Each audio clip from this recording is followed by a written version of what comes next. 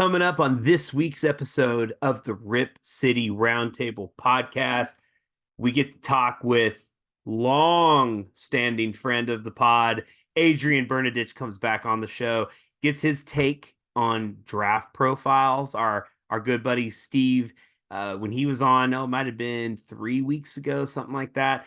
He has now dropped 6 player profiles. You have to go check them out on BlazersEdge.com. If you're not sure who the Blazers should be drafting or who even they could be drafting, go check this out. Steve is doing in-depth analysis on players that he believes is in that range where Blazers could draft them either at 7 or at 14.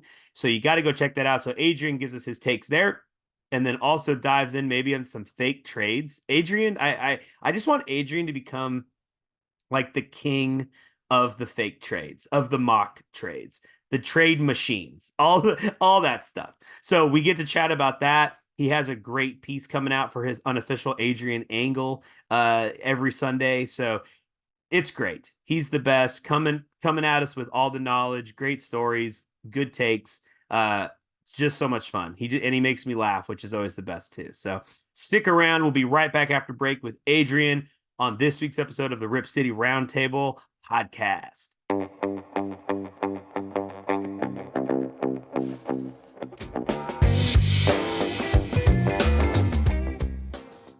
All right, we are back from the longest break ever. Maybe not, but we are here with Adrian. Dude, you're like now the MVP of the Rip City Roundtable podcast. You've been on the most. You did it. It's an honor. It's an honor. I want to thank my family. It's great. It's great to be back. I love it, man. Well, I enjoyed this so much, and we have some good. I mean, we always knew the month and a half between when the ping pong balls dropped to draft night was going to be some good content, and Blazers fans, us at Blazers Edge, like all the different possibilities and things. So we're in that zone. I want to talk through some of these profiles. So our good friend Steve Dewald has been dropping profiles for us. We had Steve on the show, Adrian. It might have been 3 weeks ago now. I don't know. Time flies, but he had just dropped his first profile, or he was about to, on Stefan Castle. I think was his first one that he was going to do. Since then, he has 6 other ones, and so I want to get some thoughts from you on if any of these profiles stick out to you, any of these players. Steve wrong, right? Where are your thoughts on this? I know last time we talked, the eternal optimist, Adrian, and you was like, we're getting the number 1 pick and we're drafting Alex Sarr. That didn't happen. Yeah, it didn't happen. What? Recalibrate. So do any of these players so far? So I'm going to read them off real quick. So we got Stefan Castle. We have Cody Williams from Colorado. Donovan Kuglang, teammate of Castle from UConn. I think a player you might have been watching some highlights of. How do you say his name? Klingon. Well, no, it starts with a B. Bacelis. Mattis Bacelis. I didn't want to butcher the name, so I was going to let you.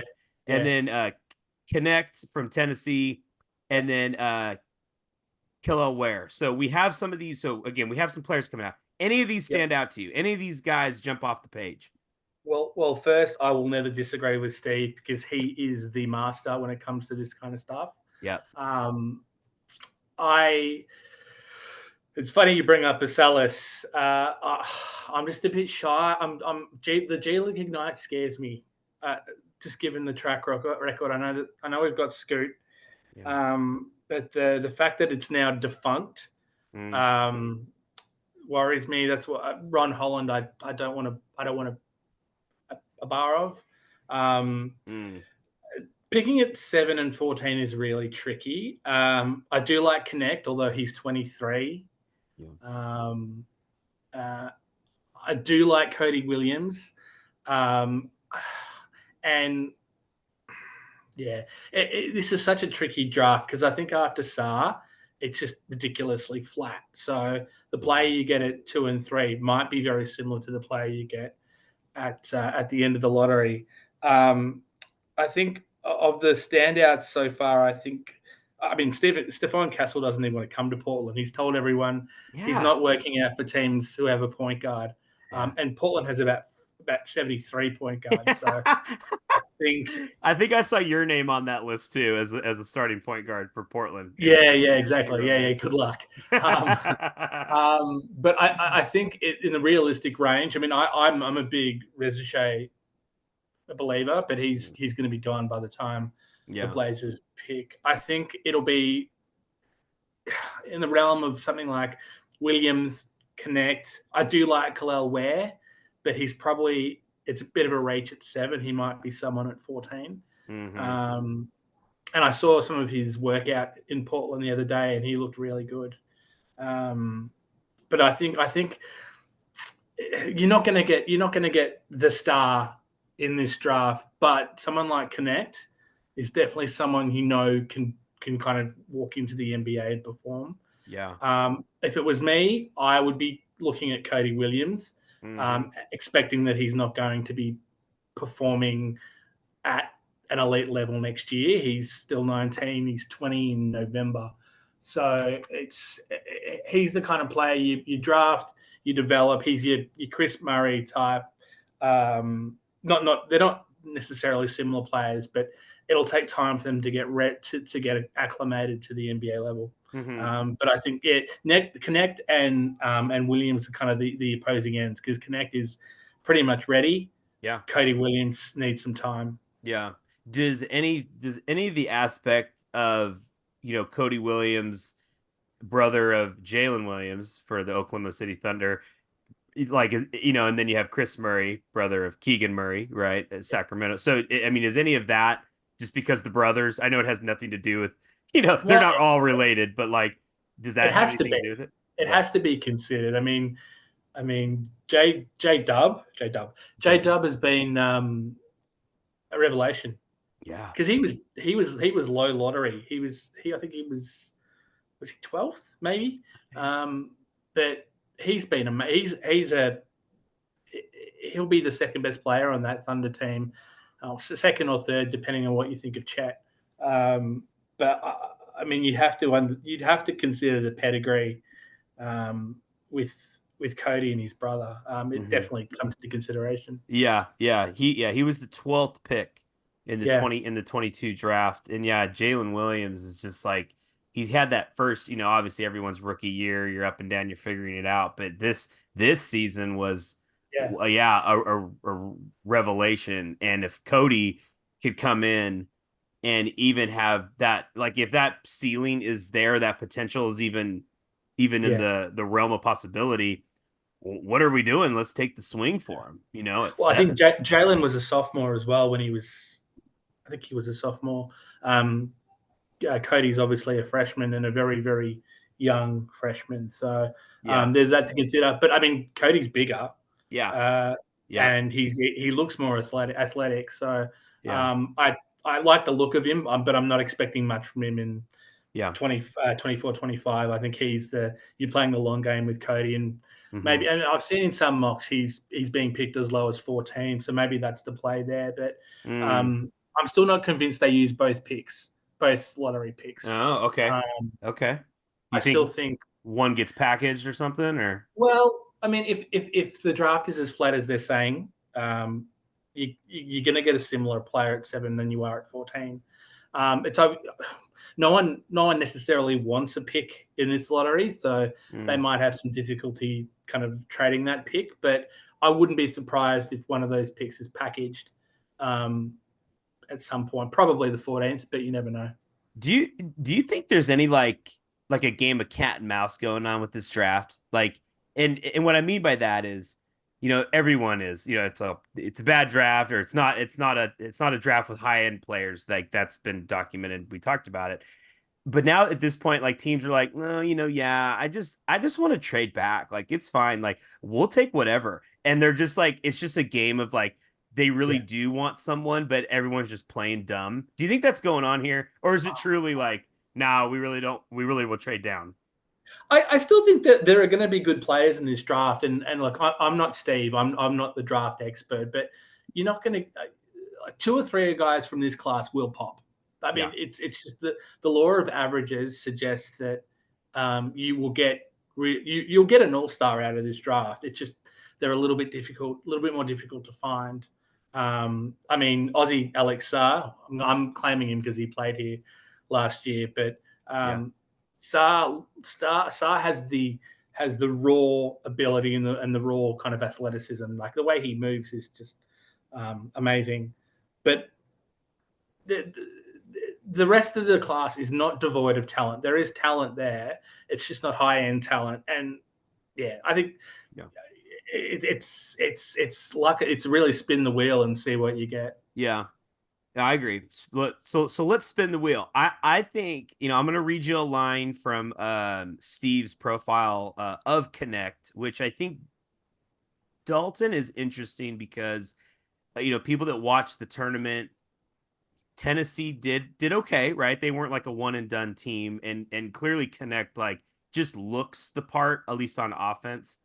Just watching him, because admittedly, Adrian, I didn't watch like any Tennessee basketball up until the SEC tournament. Yeah, I'm with you. Yeah, yeah. So like that was my first, like, I heard about him, never saw him really outside of just random highlights. So Steve, in his profile on Blazers Edge, goes on to say, Connect possesses a pure scoring mechanics that are built upon a fluid shot base. I like that. He can score from all three levels in a variety of ways. And that's true. And he is 6'6", has a 6'9" wingspan. So he can get his shot off.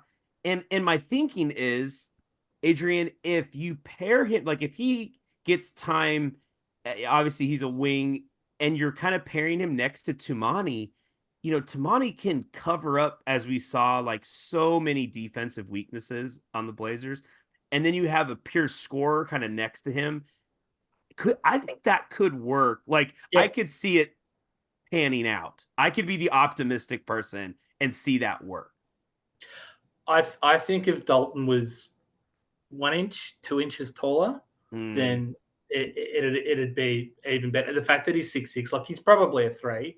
Yeah. But yeah, I think you're right. I think Tumani, and even if they hold on to Matisse, if you wanted to go small, you could play Matisse and Dalton together. But I think you're right. I think Tumani does cover up a lot of holes on that end. But I don't think Connect's a terrible defender. I think he's passable. I think he's got the athleticism and the lateral quickness to kind of be decent. Mm-hmm. But I just don't know whether he's a 7th pick. I think, this draft is so weird. Yeah, you're right. And it's like, would we have been better off? It's like, okay, 7 and 14. It's like, no, we'll take. Well, this. Okay, would you rather, Adrian, have 7 and 14, or like 9 and 10, or 10 and 11? What would you rather have? I don't know. That's a good question. I guess you still want 7 because there still might be a play you like that could be off the board by 10. Yeah. I still think 7. Yeah, 7 and 14, because I really don't think there's a. Once you get past 10, I think it's kind of like, all right, let's just dealer's choice type of thing. I'd stick with 7. Okay, all right. Have you been watching any, or did you watch any film of Jacoby here from Baylor University? Have you I haven't anything? Yeah, is that Jacoby Walter? Yeah, Jacoby Walter. Yeah.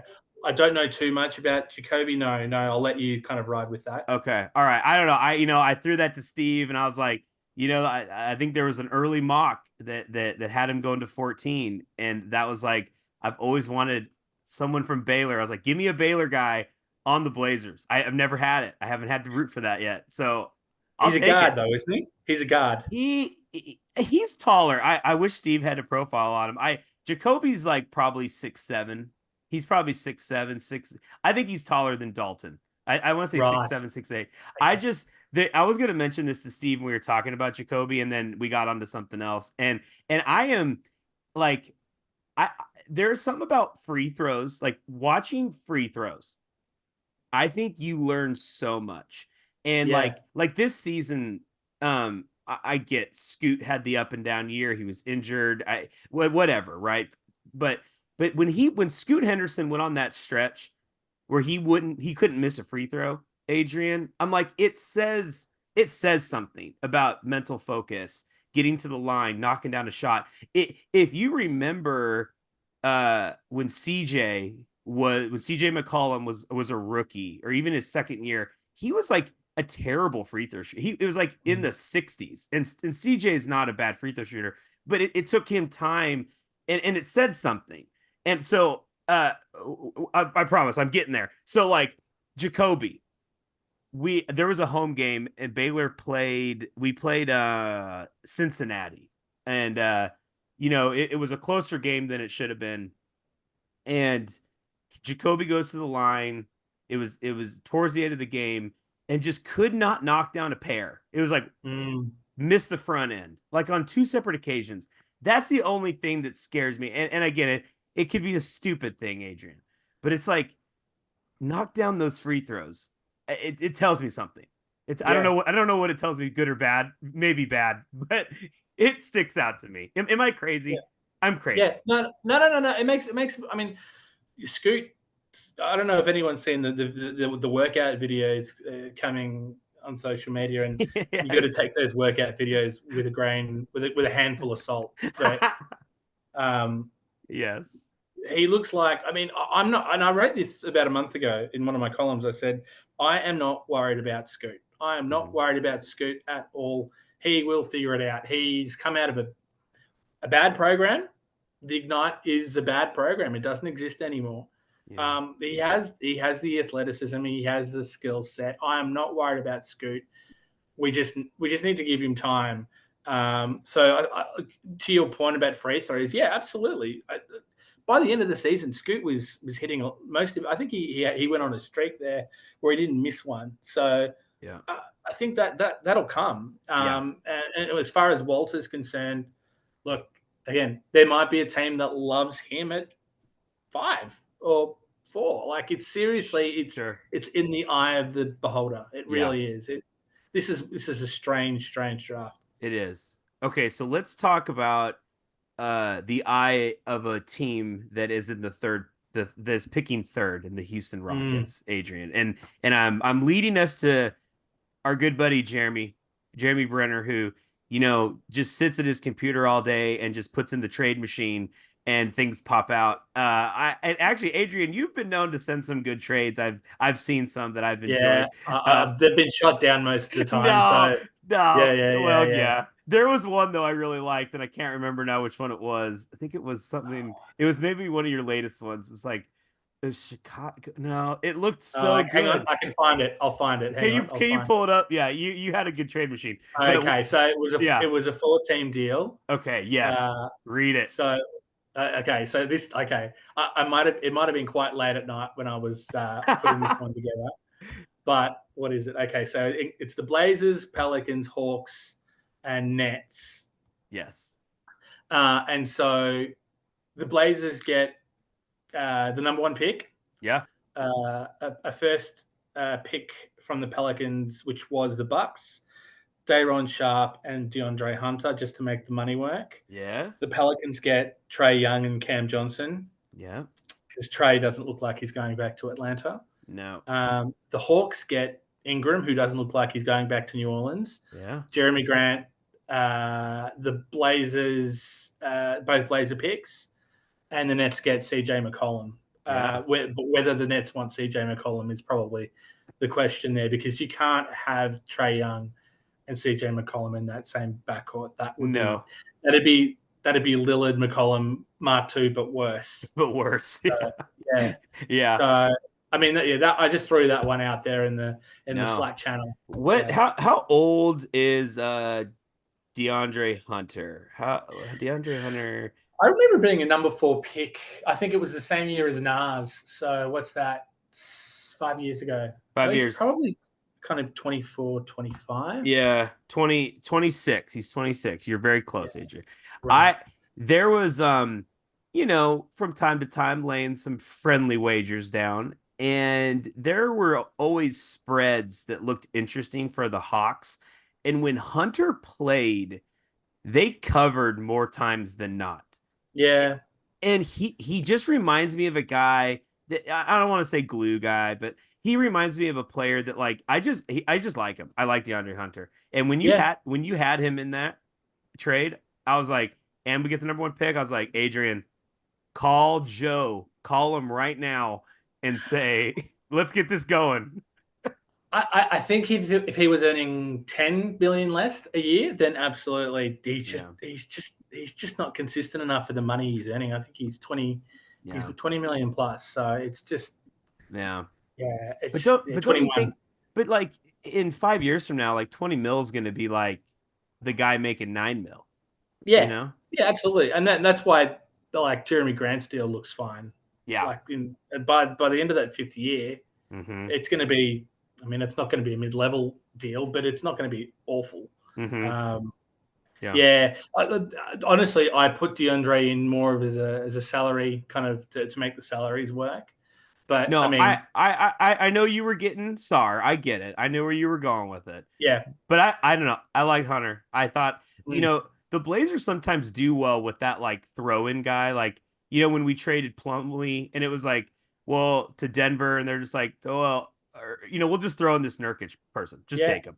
And it's like, dude, if Nurk never truly doesn't have that awful gross injury, who knows? He may have we may have won a title in 19. Who knows? maybe, yeah. But I mean, but Tamani Kamara is the ultimate example of that. ultimate example, 100%. Although I think Phoenix wanted to keep him.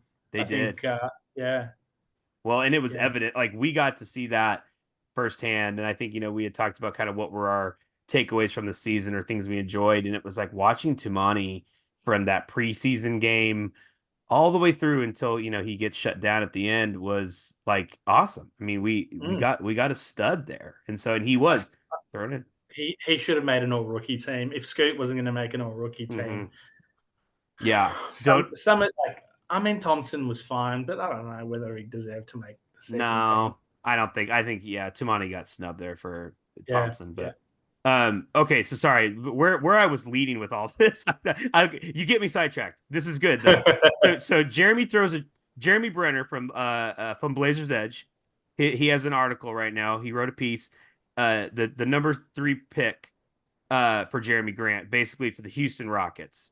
Yeah. So do we find enough value, Adrian, at the number 3 pick that would be worth shipping Jeremy for that? I think, and I think I'm going to zag here. I think in that deal, so the deal was, I think it was Jeremy to Houston for the 3rd pick, which was Brooklyn's originally, Tari Eason and Dylan Brooks. Don't worry about Dylan Brooks, just get rid of him. But Tari Eason, a fit Tari Eason is really exciting. Yeah. Yeah. So the 3rd pick, I don't know whether Reza Shay's on the board at that point, but if you kind of strip everything away and it's Jeremy Grant for Tari Eason, Jeremy's obviously the better player, but Tari makes more sense with this roster. Mm-hmm. That I like that. That's probably one of the better kind of fake trades that I've seen. But like, Yeah. I don't know. Yeah, I've got no. I'd love to be a fly on the wall in Joe's office because I think that would be amazing to listen to the conversations he's having. Sure. And like the discussions with Schmitz and whatnot. Because yeah. Well, and it's so you bring up a good point. This makes me think of like you take Joe Cronin's basically first 2 or last offseason, this offseason. You have last offseason, he's like the center of attention. He becomes a household name as far as NBA fans go because enemy number 1 in Miami.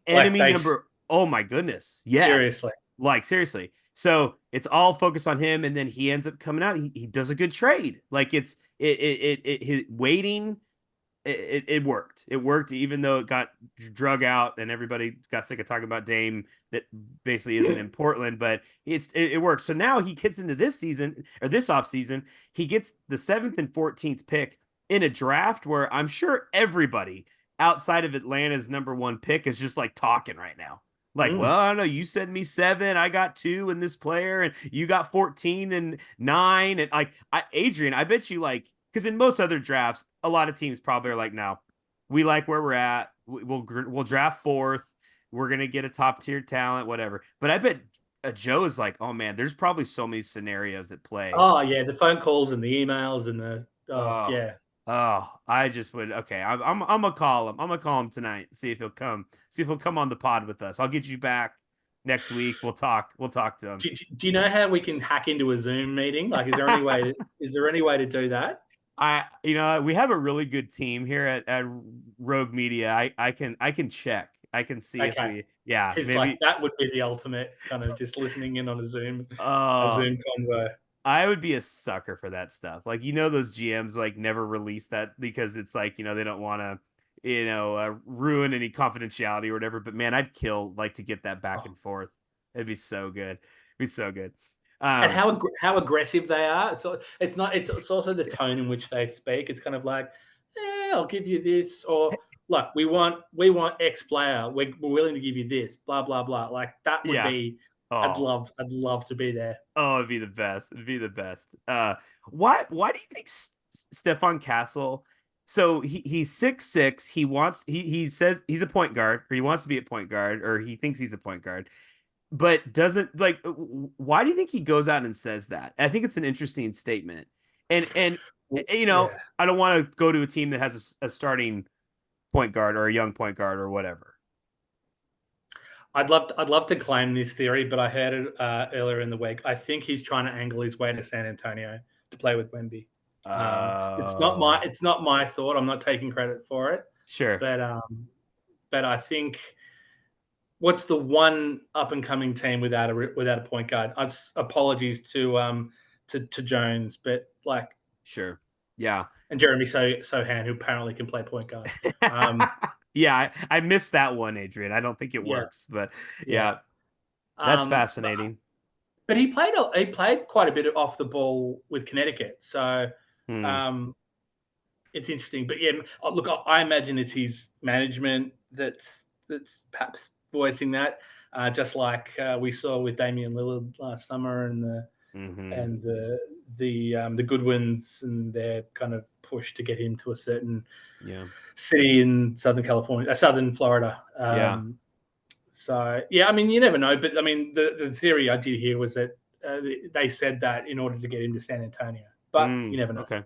Well, when I get it. I mean, it makes sense, and not even just from a point guard perspective, but just like what team would I like to land on of it? Teams drafting in the top 5, and it's like, oh, Washington, oh no, or like Detroit, like at 5, no, like San Antonio, oh yeah, Victor is going to pull so much gravity that you will be in a good basketball situation there, and if you could find yourself into San Antonio, in the situation doesn't have a starting point guard, I bet Castle will come out looking or smelling like roses. Yeah, he covers up for so much. Yeah. I keep plugging in Anthony Simons trades to San Antonio as well. I love Ant. Yeah. I love Ant, but yeah, it's clear that he and Scoot can't coexist.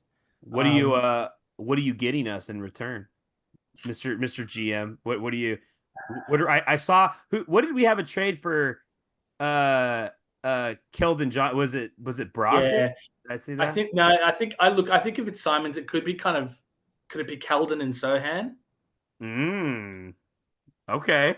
Well, yeah. I mean, shoot. Could you imagine like Sohan and Tumani like as your wings? I mean, that would be terrifying. They've kind of marketed Sohan as the next Draymond. I don't think he's as good as Draymond. He's probably less psycho than Draymond. But yeah, I think so. But he has like that. That's I like what Sohan does. Whether the Spurs are willing to part with him, I would prefer a package of Sohan and filler and a pick maybe, or a pick or two for Ant. That'd be great. Yeah. Keldon is Keldon. I don't know whether Keldon. Yeah, he's fine. Is he like a good stats on a bad team kind of guy? Yeah, maybe. Maybe. I mean, he played Team USA, but I think that's just because of Pop. Yeah, I think that was Pop because he Yeah, averaged. I think I saw it was like, or I think someone had written this on Blazers. It was like 22 points last or 2 seasons ago. This yeah. season it was down to like 15, and I'm just thinking, well, he averaged 22 because they were like going for Wemby. I mean, no one probably cared who scored Well, that DeRozan season. was gone. Who else is going to score the points? Yeah, so it's like, of course, okay, Keldon has 22 point or averages 22 points. It's like, Yeah. okay, all right. I wanna end with our kind of final week. I love the unofficial title of your articles, Adrian's Angles. Okay, we need to actually make this a real segment with a sponsor. Brought to you by Adrian's favorite lunch spot. Brought to you by Foster's. No, that's not Australian anymore. Oh, okay. By It's not. It's Foster's. not. No. What's a good Australian brand? Yeah, come on. Brought to you by Bluey. Brought to you by Bluey. Oh man, if we could land Bluey, that would be incredible. I'll It's see. it's it's it's the public broadcaster in Australia, so they're probably not sponsoring anything. But it's nice to drink.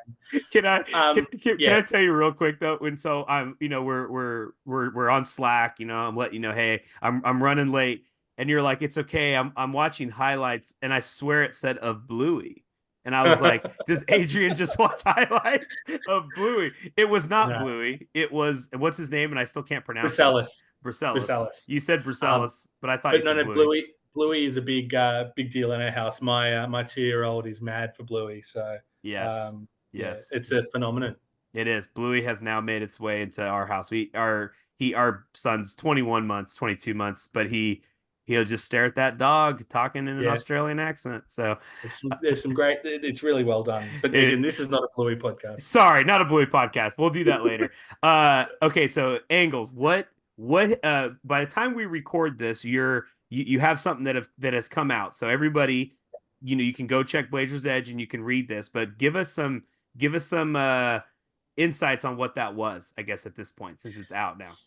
So tomorrow, which is Sunday, so by the time you hear this, will be last Sunday, which is all very confusing. I've done a look back at the Lillard trade 8 months on and all the pieces that were involved in that. So I'm looking at Phoenix, I'm looking at Milwaukee, I'm looking at just drawing a blank at Boston to see where they're obviously kind of it's